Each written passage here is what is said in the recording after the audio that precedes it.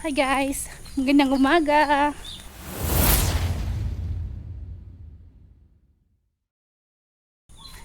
It is good morning guys. It is 7 o'clock in the morning and let's take a look at the farm guys. The fence. Farm update on the fence. Puntahan natin. The dogs are running. They're gonna try to get out of the gate. And they can't get out of the gate. They're not allowed. Kasi nangahabol sila ng mga tao sa labas. Boys, go back. Go back. No, no, no. There's Kabang. There's Lake. Balik, balik. So here's the fence, guys. So they finished the front gate. So they're working on the sides. Let's take a look, guys. Ito na siya. Oh, may gate na tayo. See? The bamboo gate. It's not done yet. Look at this, guys. This is the concrete wall. Masyadong maliwanag ata. The concrete wall all the way down. I believe it's still too bright. Tapos, this is the gate. The two gate that goes, the car can go through. This is the bamboo, guys. The bamboo are set diagonal. So nice, right? So they're only so today tatapusin lang nila guys yung front. They're going to put bamboo at the front first. They're going to put bamboo at the front and at the back. So ano sila magkatakip. So right now we're just finishing the front of the gate with the, what do you call this one? Bamboo covering, and then we'll do the back. So this one, this is what it looks like inside, guys. Ito siya. But we're gonna cover it with another bamboo. But just in case we run out, we wanna cover the outside first. Because we're not sure if we have enough bamboos. But this is all the bamboos that we have here. This one, there's bamboo everywhere, guys. Daming bamboo here. So they already split it in two. There's more there. So today looks like they're installing the tawag dito, this one. This is an angle bar that they put together, and that's where they screw the bamboo, just like here, the tack screw. But isn't it nice, guys? Let's close the gate. This is from the back. The back view, well, the inside view.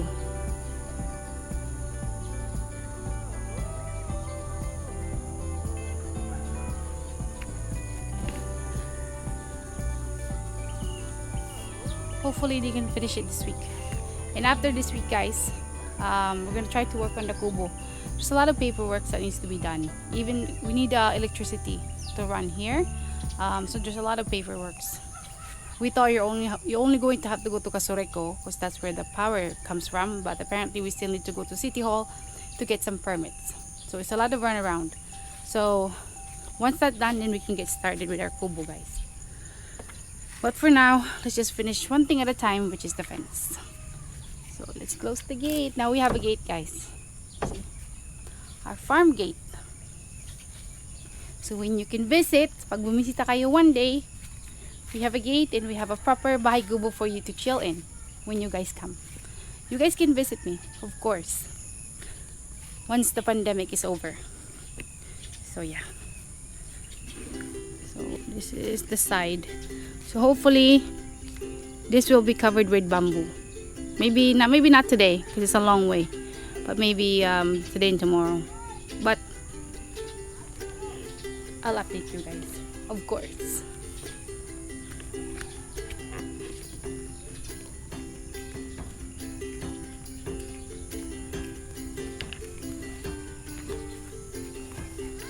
Anyways, guys, I just wanted to say hi to Miss Ana Navales and Miss Emmeline.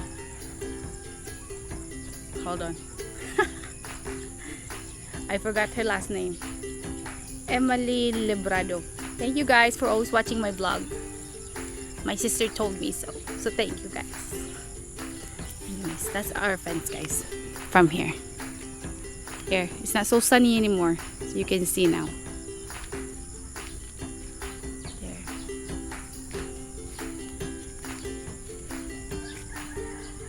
Oh. If you notice, guys, we didn't remove this rock. We just left it here. So we just have to come around here for the service gate. This is the service gate. So, and I have to remove this post. But yeah, we're just gonna go walk through the service gate. We just leave the rocks. Leave the big rocks alone. Gonna leave it alone. We're back at the farm, guys. So we're planting Siling Labuyo. Remember the seedling that we have here at the farm? Yung binili kong mga sili. So malalaki na siya. So the seedlings are all grown. So it needs to be planted.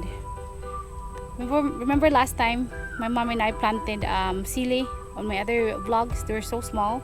This time they're a lot taller. So at least they're stronger when they're on the ground. Because if not, if it's too hot, they'll just melt. Anyways, guys, so yun ang ginagawa namin. So this is Siling Labuyo, yung maliliit na sili. We already have some here at the farm. Only a few. I'll show you. So we're not planting the big ones anymore.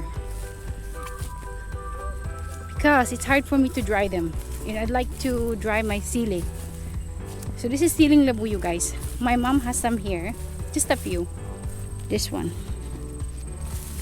Yung Siling Labuyo. Just small. But spicy. So, that's Siling Labuyo. And that's what we're planting. So my husband already started it. We're still using the mulch, guys. Kasi sayang naman. Because this mulch is very expensive. So, we don't wanna take it out and put a new one. So, we're just gonna reuse it. At least it's gonna cover some of the area. So it won't have any grass. See, this one we will take out eventually, but my husband already planted some here. See, so here, there. So even though they have holes here, that's okay. And we're only doing the single line, guys. Kasi if we do a single row, they will have more bunga, more sili compared to having it side by side. Because if you have the sili side by side, the middle part won't have any flowers because they won't get enough sun. And since my plant is already, some of them are already tall, I'm pruning the top para mas sumangat pa siya. So, see this, guys, I'll show you. This is my sili now, all tall. I already cut the tip. See this, guys? So once you have about seven leaves on your sili, cut the top of it so it will have more sanga. And that's what I did, even though I didn't plant them yet because it's already tall. So, I did that already and looks like may mga talbos nang lumalabas. May mga sanga-sanga na. Look. Look at this one. Can you see? Oh. So, we're just gonna plant it here. So that way we can dry it faster. Because that's the challenge, guys, of the bigger sili. It takes so long for it to dry because they're so big. So this one, we can process it. If it doesn't sell on the market at a high price, fresh, we can dry it. So we have to be a wise farmer. Sayang if kung mura yung benta, di ba? And we can always do other things to it too. So while I'm planting, my husband is making the hole. Half meter guys. So magtatanim kayo ng sili, half meter yung gap niya. Like this one, half meter.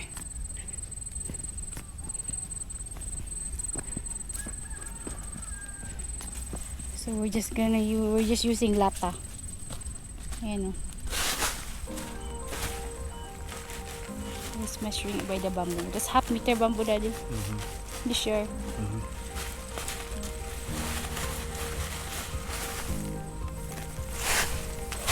Just like that. Just like that.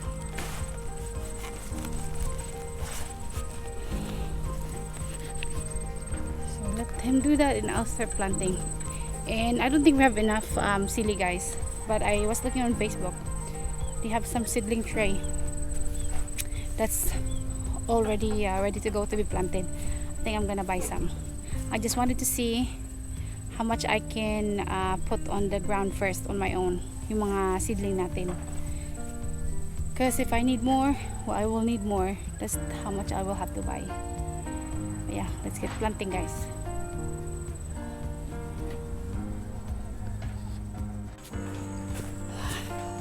We're done planting guys for now. I'm gonna order muna ako ng mga 8 trays ng seedling, and this is coming from Uwasa Albay, and they're going to deliver it guys. But you want to see the fence guys, they're working on the side now, so let's take a look. Tingnan natin ang side fence. Let's see. So nice. See, ganda diba? Ito naman patayo, yung ito pahiga. Ayan guys, more to go.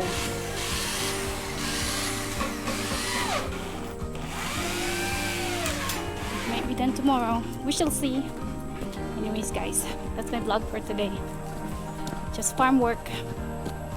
Bye guys, have a good day guys.